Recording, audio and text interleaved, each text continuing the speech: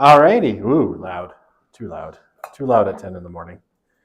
Okay, let us get into it here. All right, so last time we finished off kind of talking about Smith's definition of what religion is, and we started to move into how religion works, right? So what it actually does. So we covered, a couple of kind of salient points and things that Smith thinks are aspects you find within religion, but not necessarily core to religion, right? So all of these things are secondary products, features and powers that religion has, but not necessarily core to what his definition of religion encompasses. Okay, so the first one obviously was identity, right? In these kind of three variations of personal, group, and social. We talked about community a little bit, right? And all of the things that you get out of being part of a religious group, right? Religious communities, belonging, social solidarity, and social support, all of which religion is really good at. Meaning, right? So moral order, right? Rules and regulations as to how to live, a sense of like what everything means, why is there something rather than nothing? Why am I here? What's my relation to ultimate reality?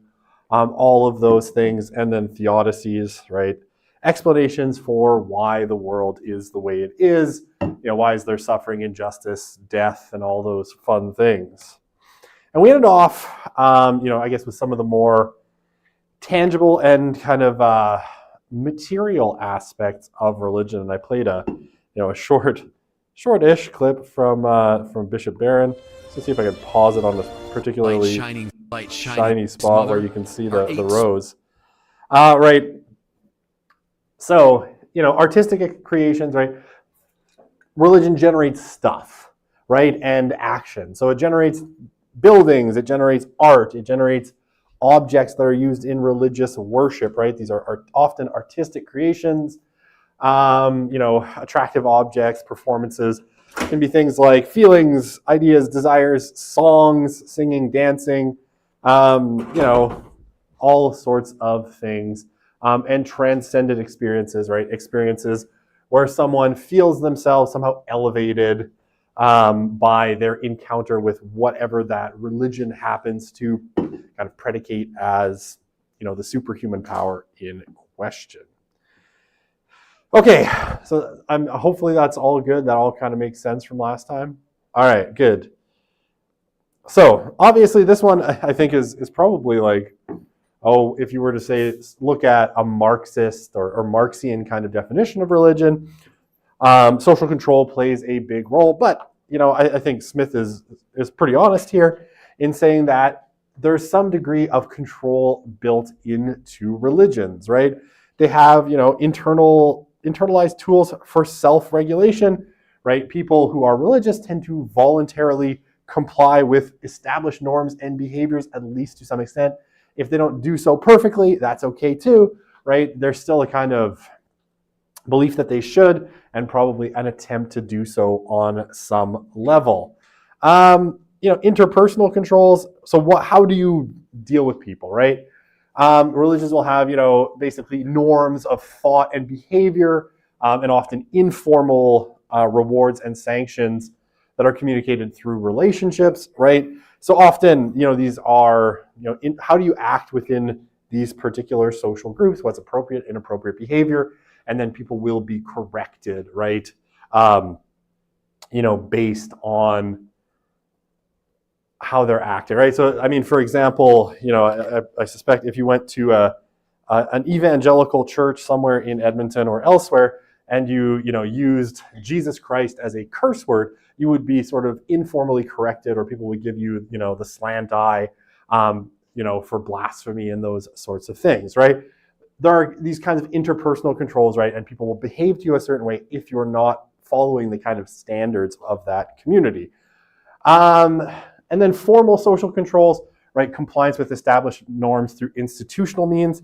These are, in a lot of cases, they can be very frequently enforced in some communities. most religious communities, they're kind of infrequently enforced. But, if I guess one example of this would be,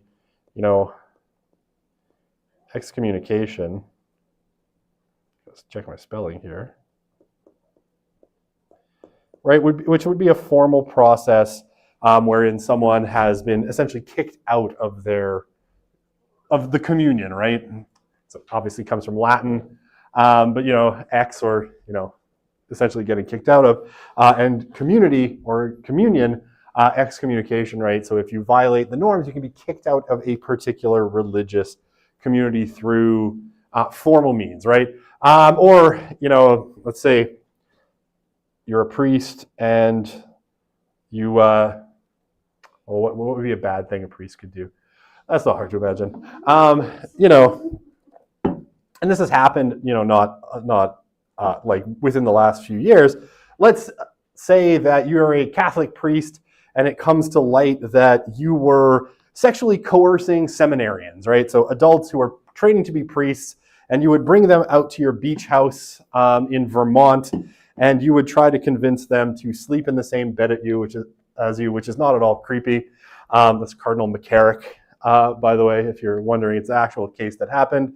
You go through a process, right? It goes to the Vatican, and you are defrocked. So basically, your priesthood is taken away. That's, I guess, the colloquial term. Laicized is would be the technical term, right? So you're taken from clergy and you're made back into laity, right? So, right, these are formal processes, and every religion is going to have, different levels of kind of formal processes by which you might be corrected, disciplined, or kicked out of the faith, right?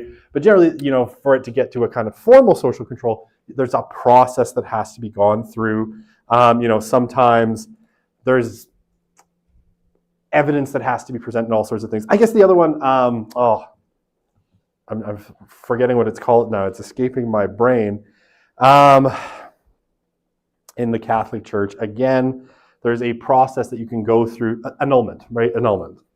If you were married to a person and you want to separate from them formally, you can go through a process that's called annulment, right? Which basically says the marriage never happened. I won't get into the technicalities of it, but right, it's a formal process. There's evidence that has to be presented, and all of these sorts of things. And there's annulment panels or annulment boards in most Catholic dioceses. So, right, these are formal processes of discipline, of membership, and maintaining established norms and all of these sorts of things.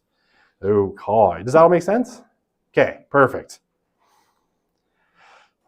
So, what Smith will say, all of the above things, right? All of those 5 things are important in religious communities, right? They all of them happen in some degree within different religious communities. And again, Catholicism is going to look different from evangelical Protestantism. Judaism is going to look, in its Orthodox forms, is going to look different from its Reformed forms. Christianity and Islam are going to look different. Christianity and Buddhism are going to look different, and so on and so forth, right? Hinduism, Sikhism, they're all going to look a little bit different, but they're all going to have some of these kind of aspects to them. Now, that said, I think the important thing that Smith kind of notes, and why he calls these all secondary, right?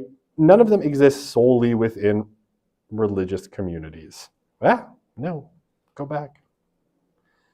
Right? All of these things exist to some extent in other places, right? You get communities that are not religiously based. You get informal social controls that are not community-based, right? Or sorry, religiously based.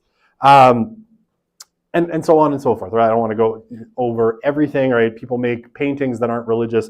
People make art that's not religious, right? All of these things exist outside of religion, even though we often think of, religion as Notre Dame Cathedral or St. Peter's or, the Al-Aqsa Mosque or whatever it happens to be, right?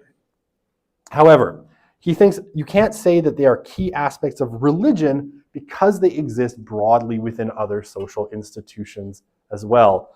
So instead, right, what he'll suggest is that they orbit, right? So there's religion, and all of those other things orbit around religion, right?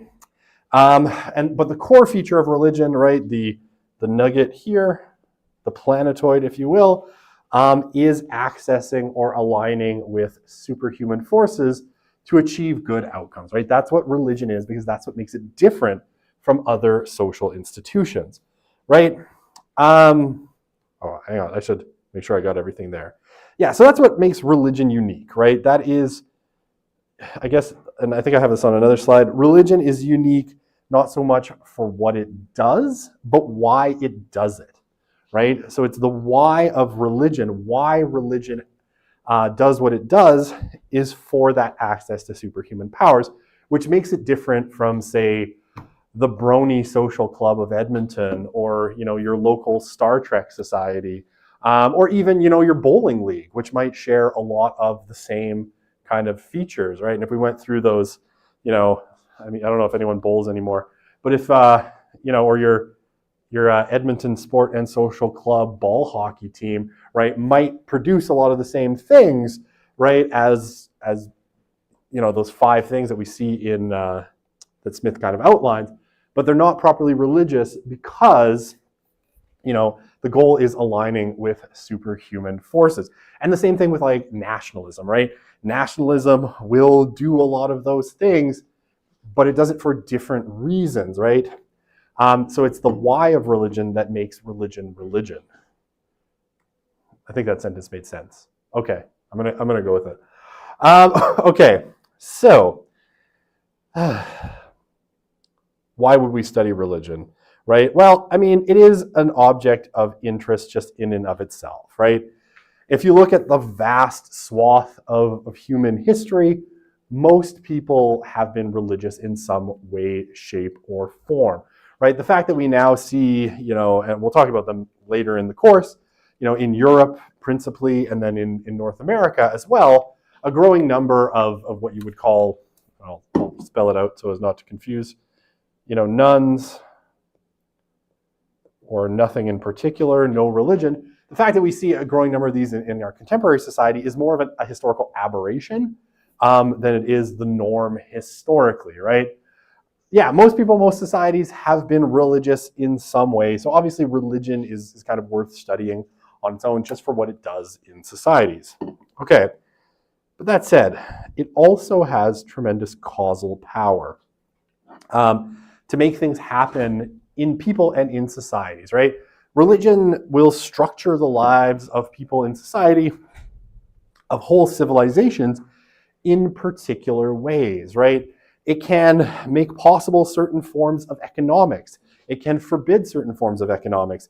It can, influence the relationships between men and women. It has, it can influence how people conduct war, right?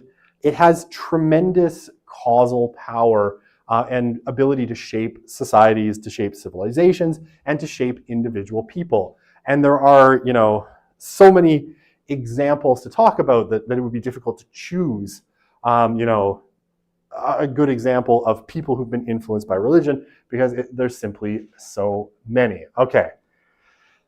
So, but, in that way, it's arguably not that different from other social institutions, right? Everything I said about religion a second ago, you could say about nationalism, right? Russian nationalism, American nationalism also, have a tremendous causal power to make things happen in people and societies, and you could say this of any number of other kind of social forces. But again, what makes religion different, right? Well, religion exerts causal influence by nearly, did I get an eraser? I got an eraser. Curse me, I wanted my highlighter. So religion exerts causal influence by nearly all the same processes that other social practices and institutions do. Religion does it in a particular way and for a particular reason, right? And again, that reason is to access those superhuman forces. Okay, and that's what I said a couple slides ago. It's different from other social institutions, not so much in what it does, but why it does it, right? And why it does it is to access superhuman powers. So that is, the thing at the end of the day. And yeah, so this quote from Smith, under certain social circumstances, the character of human interest in religion and things superhuman can generate a level of intensity, depth, and persistence in people's motivation, commitments, and endurance not often seen in non-religious life. So what he's basically kind of saying there, and I think it's true, is that religion, because it is a very powerful force, right? And so it can lead people to very persistent courses of action, create these very strong motivations and commitments that are not often seen in non-religious life. And so you can think here of, any number of examples, of people who've devoted themselves entirely to religion, right? Or to service of others, right? So you can think of Saint Teresa of Calcutta, right? More colloquially known as Mother Teresa, right? Who spent her whole life essentially serving the poor in Calcutta, India, right? This was a particular motivation that came from her religious convictions. And people will serve people in other places. The depth of which, say a Mother Teresa served people is somewhat unique, right? In, the degree of poverty, the time spent, and the commitment to it, somewhat unique compared to non-religious forms of life, and certainly somewhat more common, right? We see a lot more religious people taking part in these kinds of things than non-religious people in a lot of cases. Okay, so yeah, please, John. Could there be an aspect of control in the reasoning for that? Because the Mother Teresa example you mentioned, Mother Teresa wasn't actually that kind of person, and she used her power and influence to sometimes make the lives of the people who she was supposed to help worse in the name of her religious conviction. So could there be an element of power or influence that makes people more willing to do those things? Because lots of like missionaries and stuff go out to help people in the guise of converting them to their religion. Right. I mean, that would be part of the religious aspect of what they're doing, right? Part of the motivation for, a Christian missionary to go somewhere is to potentially convert people to that religion, right? In the case of Mother Teresa, that's the account that was sort of set up by Christopher Hitchens, right? He wrote a book called The Missionary Position, rude title, about Mother Teresa, kind of trying to discredit her. His account's been widely disputed, as have a lot of these accounts. I don't want to get into the particulars. There's a lot of dispute about a lot of the facts that were brought up about Mother Teresa to kind of try and discredit her. Whether, and there is, sorry, I'm trying to think. I read Hitchens' book. I hate Hitchens. His book, God is Not Great, or Why Religion Poisons Everything, has one good chapter. It's about pigs. It has nothing to do with an argument, but, it's cute.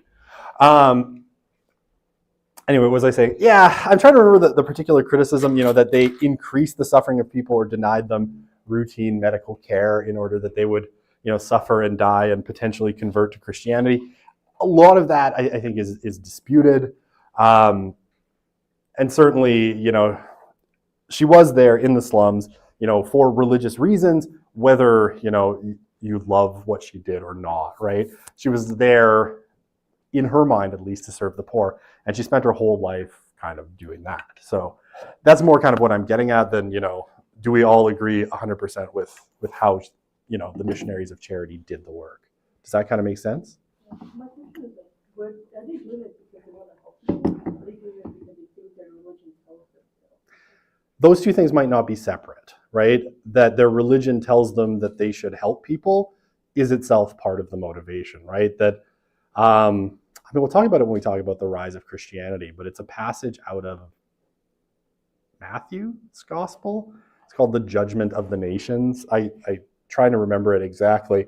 But essentially, it's like a sort of parable that Jesus tells.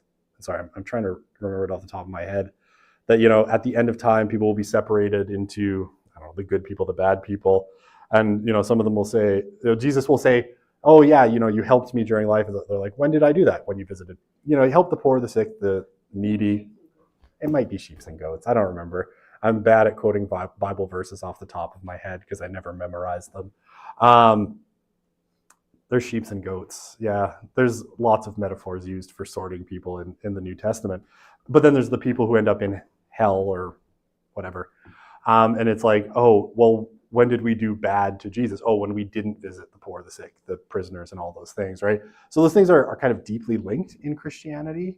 It's like, why do you do these things? Well, because that's sort of the religious imperative that's set up by the belief system, right? And so I don't think, Christians might not be doing it for intellectually pure or reasons, just because they're perfectly altruistic, but because the religion sort of pushes them into that altruism. Does that make sense? Okay. That's a mouthful. I've got the whole judgment of the nations on another slide several weeks from now, so we'll talk about it again. Okay, what was I talking about? It's a good question. Okay, yeah, anyway. More often, religious ideas help shape the categories, assumptions, and dispositions of entire cultures and civilizations to a greater extent than do non-religious beliefs, right? Okay, we'll talk about that as we go. So, why does Smith think religion is different? Okay, so grounding ideas in a notion of a superhuman power pivots human beliefs and interests away from the mundane, right? So what does that mean, right? Towards the reality of a greater power. Again, kind of like what I was just saying to Joan, religion will frame even mundane things, right? Like working at a soup kitchen or serving the poor or, whatever it happens to be. Mundane things like getting together as a community towards the belief in a greater power, right? So the people who do this thing share a kind of conceit that they're doing things because of a, some kind of mandate of, the superhuman power, right? So, or think of Jewish dietary laws, right? What might be otherwise, just sort of, weird dietary restrictions. And lots of people have speculated that, say, the ban against eating pork probably came from, pork's tendency to have a lot of parasites in it. But then that kind of like, oh, stay away from the pigs, right? That gets framed in kind of superhuman terms, right? Why do you stay away from the pigs? Oh, not because pig makes you sick. And I'm not saying that's why Jews stay away from pork. But people have speculated that that's where it would have come from. But why do you stay away from pork? Well, because God told you so, right? Because part of being Jewish is being a people set apart, which means you have to follow different rules than everybody else. Okay, so the belief that there's superhuman agents at work in support of a person or group allows them to believe things that seem broadly, things that seem broadly impossible. It makes them seem possible, right? So the possibility, say, of, miraculous healings, of miracles, right? Of, a path, a purpose to history, right? That history, say, is moving in a particular direction, right? From, whatever the story of that religion is. Let's say, again, we'll take Christianity as an example, that history is moving from the fall, right, the beginning of time and kind of humans descending into sin, all the way to, utopia, right? Basically, salvation and a perfect order at the end of time, right? Where there's no weeping or gnashing of teeth or any of those things, right? So things that might seem otherwise impossible start to seem possible, and that everybody will be converted to your religion eventually, right? Or whatever it happens to be, right? And this might produce extraordinary motivations and actions, right? People doing extraordinary things, people acting in extraordinary ways. Now, again, not all the time. I didn't mean to scratch that out. Not all the time, but under specific circumstances. Okay, so again, like most of the time, religious people are, kind of live pretty mundane lives like everybody else. but in extraordinary circumstances, right, they can be motivated to do extraordinary things. The demands of the practices required to please align with the superhuman power can also produce intense modes of action in people, right? Whether this be, for your entire life not eating bacon. That doesn't seem worth it to me, but, I love bacon. Not eating bacon, living in, particular ways, sacrificing your whole life, extraordinary acts of charity, extraordinary acts of warfare can also all come from these beliefs in superhuman powers. Okay. And oops, I might have my highlighter. That's the wrong thing, but we'll just go with it. And obviously, religion and the beliefs that come with religion, the practices, may sort of shield people psychologically against the negative outcomes and consequences of actions or just historical events by promising something greater, right? So there's that great comforting aspect of religion. Oops, I didn't want my eraser. I wanted my pen. Yes? Yeah, this last part also, I didn't feel like a very short, one very simple question. I said that religion, I think that religion is also used for as like a great equalizer or a great judgment because there are people who in this world like will not get the justice that they deserve in this world. So like in the next world they'll get it. Yeah. Right. I mean, and that's certainly true again of some religions. It's not universally true of all religions. That, I'm trying to think of which ones, like you wouldn't see anything like that in, say, Zen Buddhism, right?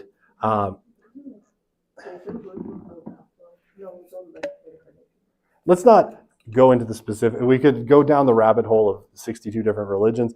It's not universally true, and that is a somewhat more, say, Christian notion that then in some ways, bubbles back into Judaism and to some extent into Islam as well. So we're pretty familiar with that kind of account.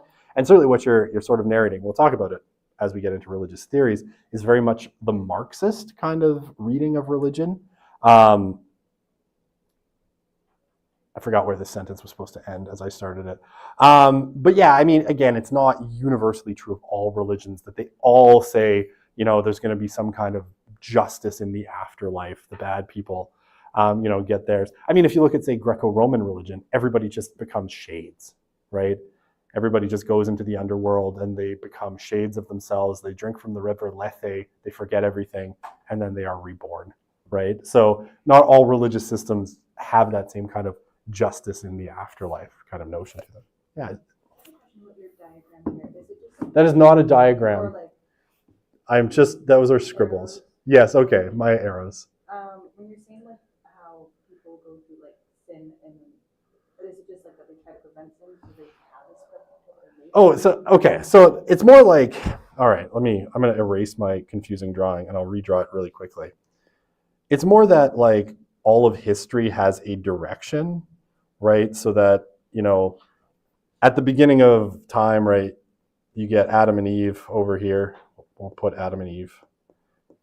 That's a terrible A and a terrible E, but we'll go with it. They sin, they bring death, suffering into the world, but history has a direction where then God, comes in through the Jews and then comes in the person of Jesus and then is going to come back at the end so that eventually, you're going to end up in, we're getting deep into Christian theology, which is not my intention in this class, but that basically history will end with paradise, right? So you're going to go kind of full circle. So we're living through, in Christian terms, a kind of period where, I'm trying to phrase this. I'm not a Christian theologian, which is why I'm doing a hash job of this. I'm sorry. What's that? It's not, again, basically like history is going to end, has an end point, right, in Christian theology, right? So that Jesus comes back at over here, we get the good old JC back. And then history kind of ends, right? And everything after that is just paradise, right? So that, this is a sort of belief that history has a direction, a cause, and a purpose, that we're moving, towards that end, right? Towards the final sort of victory over death, evil, and suffering, right? And that itself is, even thinking that everything isn't just kind of random. History has no direction, right? Evil seems to keep going and going. Believing that history has this sort of directionality that, yeah, okay, we're stuck sort of around here, or maybe right there. I don't know, it depends who you talk to. Sorry, a little Christian humor for you there. But the belief that it's going to come to this kind of end point is in itself a sort of extraordinary belief that, history itself has a direction.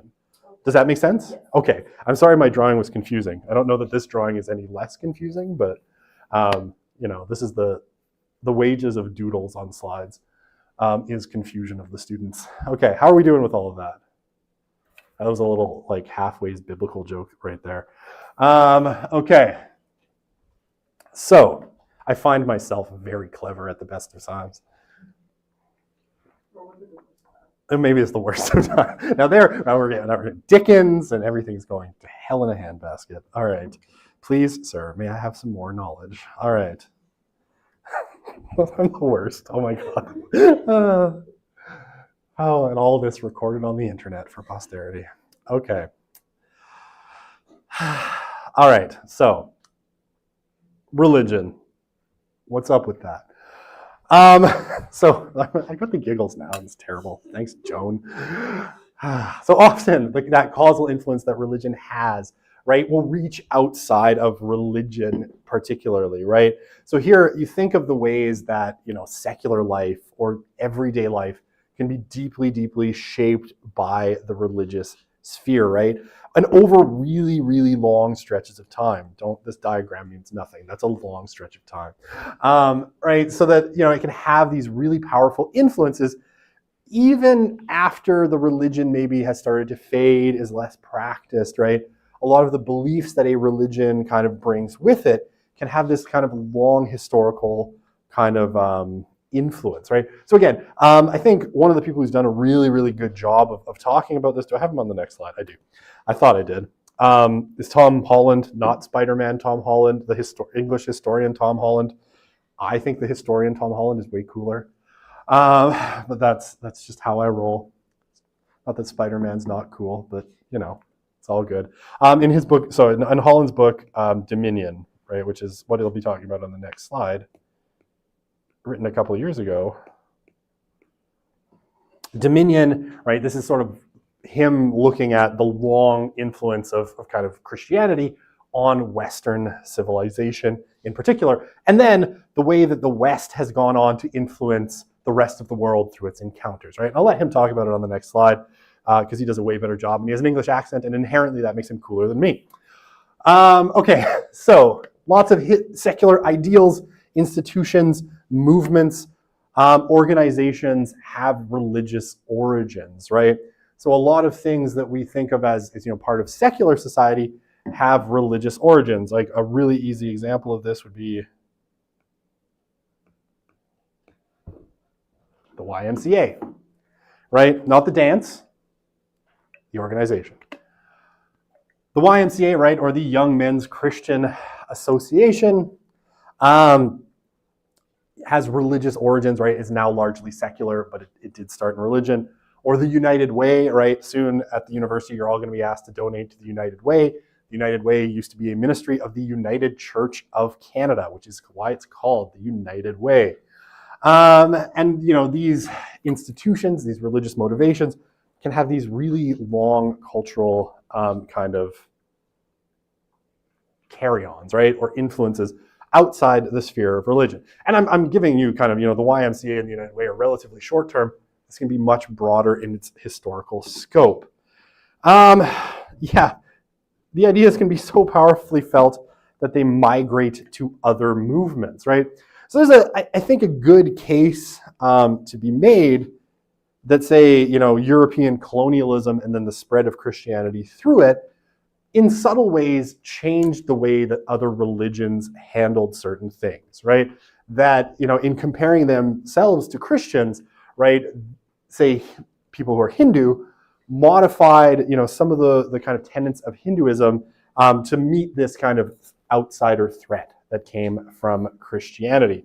But other examples, right? Some people argue, and I actually think this is pretty spot on, that Marxism, right, and kind of communism that springs from it, fundamentally is a sort of heretical Christian movement, one that it will end up, in a sense, like wants to hold on to a lot of the kind of like help the poor, the rich and powerful, y'all might be in trouble, kind of aspects of Christianity, but sheds a lot of the religious notions, right?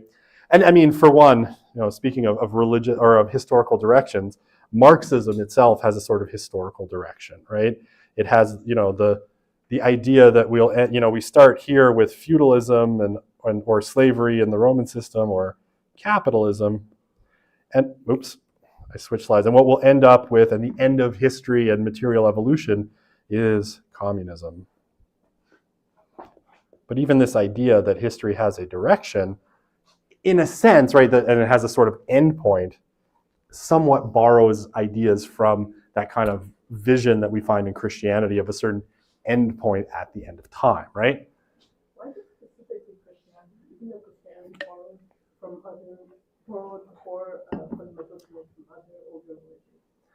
Well, in this case, right, Marx was writing in a principally Christian context, right? So that sort of idea that history has a directionality towards a sort of utopia would have come out of that kind of 19th century German context, right? Rather than something else, right? And Marx's knowledge of other religions was relatively scant at the best of times. Does that make sense? Yeah, kind of. My question is kind of, but my main question is, why is it fundamentally only Christian? When the fundamentals of Christianity is taken from or borrowed from other religions, from the fundamentals of other religions. Well, I mean, we could maybe have this conversation outside of class. I would say that's not universally true. And again, that's a claim that sort of Christianity's detractors will tend to make, but that there's a lot of arguments for and against, which it's a complex argument to sort of rehearse for our purposes here, but there's actually a ton of dispute. I mean, clearly Christianity borrows mostly from Judaism, right? Because it is essentially a Jewish sect at the end of the day. But a lot of the other things that it's sort of accused of, it depends which ones you're thinking of. Like if you're thinking that it borrows like the death and rising from the Horus myth in Egyptian kind of mythology, that isn't true. But maybe we can talk about that in a different context because I don't want it to take over the whole class. But anyway, that's a complex question to answer, if I may. Thinking more along the lines of like evil will be vanquished. Like that isn't that the fundamental Christianity? It's just like evil, like at the end of the day, Jews will come back and evil will be vanquished. Okay, anyway, let's have this conversation because I'm like, which religion do we think that it's being borrowed from? Let's have that conversation at another point because I don't want to take over the whole class. But yeah, please. When you're talking about European colonialism and Christianity, is it just that Christianity was felt so like proudly and discredited? Well, I mean, that was definitely a part of colonialism, right? That it was, as they went out into the world, along with them went missionaries, right? Who were like, oh, we'll tag along. And of course, Europeans being like, hey, our culture is better. Almost everyone thinks this, that their culture is better. And they're like, well, why don't we, and Christianity itself inherently has a sort of command to spread your religion to all peoples, right? That's sort of built into the religion. And so they went out into the world and they started trying to convert people. And then other religions sort of modified sometimes some of their behaviors and ways of doing things kind of to meet that challenge, right? Certainly, I mean, I know Tom Holland has made the case that, how am I doing for time? Oh, I'm doing okay. Tom Holland has certainly made the case that Islam, changes fundamentally in its encounter with Christianity, right? Particularly once Europe becomes the sort of dominant global power, right? Does that, it's, again, like it goes, you have to look at a lot of history to sort of make the case effectively, which I'm not doing. Because that is a different course altogether and could be its own kind of class, on kind of Ottoman, Christian relations. But yeah, there's a strong case to be made that, as religions kind of spread out and encounter each other, they modify their beliefs, in measure to kind of like meet the threat of other religions. They take the elements they see as good and say, Islam, and maybe bring it into Christianity and these sorts of things. Does that kind of make sense? And, just because in historical terms for the last 500 years, the West has been dominant, it's exerted a kind of really strong influence on other religions in its direction. Because, everybody was sort of competing with that Western kind of Christian vision. Those were the people who were like really powerful. Does that kind of help? Okay, perfect. All right. I'm not even going to say that, Lawson. You probably read the bottom of the slide by now, so I'm just going to move on. All right, I'm going to let Tom talk because Tom's good at this. The influence of Christianity according to Tom Holland. Okay, so this is Tom Holland. It's a few years ago. I think this is probably 2018, and he's on a show called Unbelievable. It's a podcast hosted in the UK, and he's in dialogue here with a former Anglican bishop and he's a Christian theologian. Very famous in Christian circles, Tom Wright or N.T. Wright, and just talking about the influence specifically of one kind of early Christian figure, which is St. Paul. And you can kind of see the argument he's making here. Cicero's great contemporary Caesar is, by some accounts, slaughtering 1 million Gauls and enslaving another 1 million in the cause of boosting his political career. And far from feeling in any way embarrassed about this, he's kind of promoting it. And so when he holds his triumph, people are going through the streets of Rome carrying billboards, boasting about how many people he's killed. And this is a really terrifyingly alien world. And the more you look at it, the more you realize that it is built on systematic exploitation. So the entire economy is founded on slave labor. Right. The sexual economy is founded on the absolute right of free Roman males to have sex with anyone that they want, any way that they like. And in almost every way, this is a world that is unspeakably cruel to our way of thinking. And so this worried me more and more, and it was kind of like I was thinking, well, I'm clearly not, as I'd vaguely imagined, the heir of the Greeks and the Romans in any way, really. And so where am I coming from? And it was like a kind of itch, you get on your back and you can't find it. And this was then enhanced for me by then writing a book about late antiquity and the emergence of Islam from the late religious the religious and imperial context of late antiquity, and again finding in Islam a profound quality of the alien. That there were aspects of Islam that were very familiar, but there were many aspects of it that again seemed deeply, deeply alien. And I began to realize that actually, in almost every way, I am Christian. And I began to realize that actually Paul, although in many ways he seems a much less familiar figure than Cicero, the kind of urbane man with his property problems. Paul never had any property; he just made tents. Yes. That in almost every, what is it, seven? That is the 7 letters that are people conventionally people absolutely accept. And as Tom Wright was saying, this is not a very lengthy amount of writing, but compacted into this very, very small amount of writing was almost everything that explains the modern world. Well, the Western world, as we take for granted. Yes, but also the way that the West has then moved on to shape concepts like international law, for instance. So the concepts of human rights, all these kind of things, ultimately, they don't go back to Greek philosophers. They don't go back to Roman imperialism. They go back to Paul. Some of the humanists Paul really and is, atheists, his letters, I think, are, along with the 4 Gospels, the most influential, the most impactful, the most revolutionary writings that have emerged from the ancient world. And when you penned that article, I think it was for the New Statesman, where you said what I got wrong, and you sort of came out, as it were, and said, as far as my values and background are concerned, I am a Christian. It was interesting to see the response to that, because I saw lots of atheists and humanists saying, "Oh, hang on, democracy, that goes back to the Greeks. Don't pretend that Christianity gave us everything we're grateful for." But you honestly think that actually people simply haven't appreciated just how much we owe to? Well, I think I mean, if we're talking of Paul, I think of him as a kind of depth charge, deep beneath the foundations of the classical world. And, it's not anything that you particularly notice if you're, in Corinth or Alexandria. And then you start feeling this kind of rippling outwards. And, by the time you get to the 11th century in Latin Christendom, everything has changed. And you have this, I think essentially what Paul's significance is that he sets up ripple effects of revolution throughout Western history. So the 11th century, where with the papal revolution, essentially it establishes this idea that society has to be reborn, reconfigured, that vested interests have to be torn down. And then the Reformation, what we call the Reformation, is a further ripple effect of that, and the Enlightenment is a further ripple effect of that.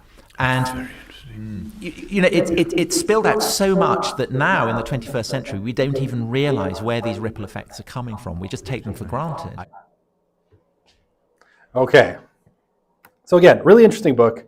If you're kind of interested in it, it's well worth your time.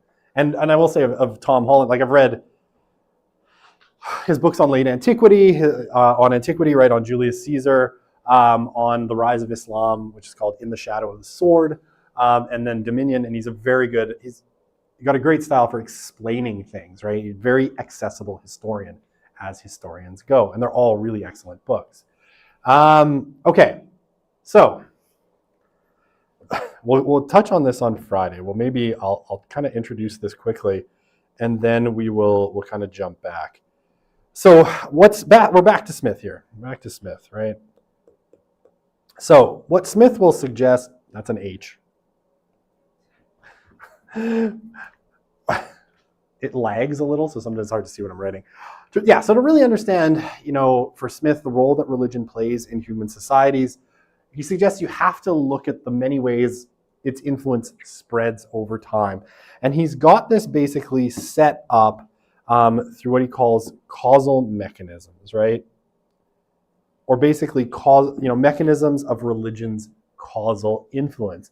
And we'll go through these in turn. He's got, I think, 11 of them, right? So these are, to various degrees, kind of obvious or not obvious, but he's going to suggest that basically there are a bunch of ways that that religion spreads and kind of influences society. Okay, I have 3 minutes. I can do this one in 3 minutes because this is the most obvious one. Okay, the most obvious one is, specific religious teachings, right? The explicit teachings of religions and the influence they have over their followers, right? So we see this all the time, right? We see things like, and I see them walking around campus right now, and I don't know if they're here as students or they're recruiting, but young Mormons, right? Sorry if you're Mormon, I'm going to make fun of you a little. Spend 2 years on mission, right? So they're supposed to go out to some place far away from their homes,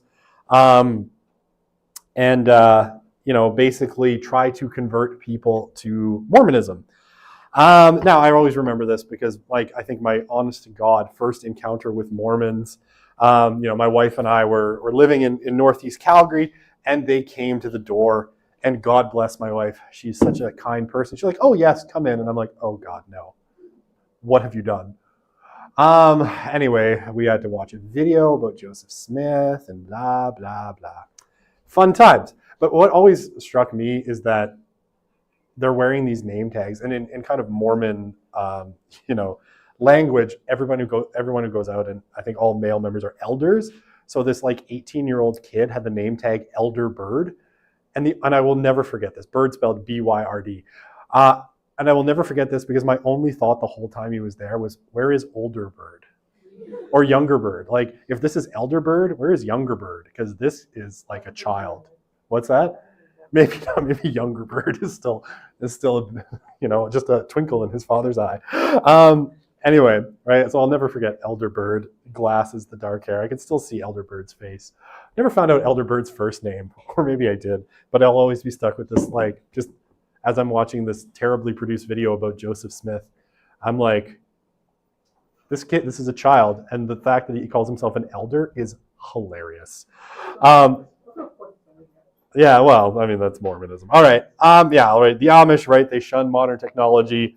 Muslims fast during Ramadan. They pray 5 times a day. All of these things are prescriptive teachings that religions have, right? It says, do this, right? And religious people do that, right? And that these practices shape lifestyles, institutions, and cultures surrounding those religious practitioners, right? Even the fact that we have a weekend, right? And that Sunday was for a long time held as a day where people, stores were closed. I think in Nova Scotia it still was until recently. That goes down to sort of religious beliefs in the thing like, oh, you should go to church on Sundays, right? The weekend, in that sense, is still very much influenced in some ways by religion. Okay, we'll talk about this next time. We'll talk about network ties. I love this lady's face, by the way. That's why I chose this picture, because she makes me laugh. All right, we'll see you on Friday. Oops, I'm dropping my pen.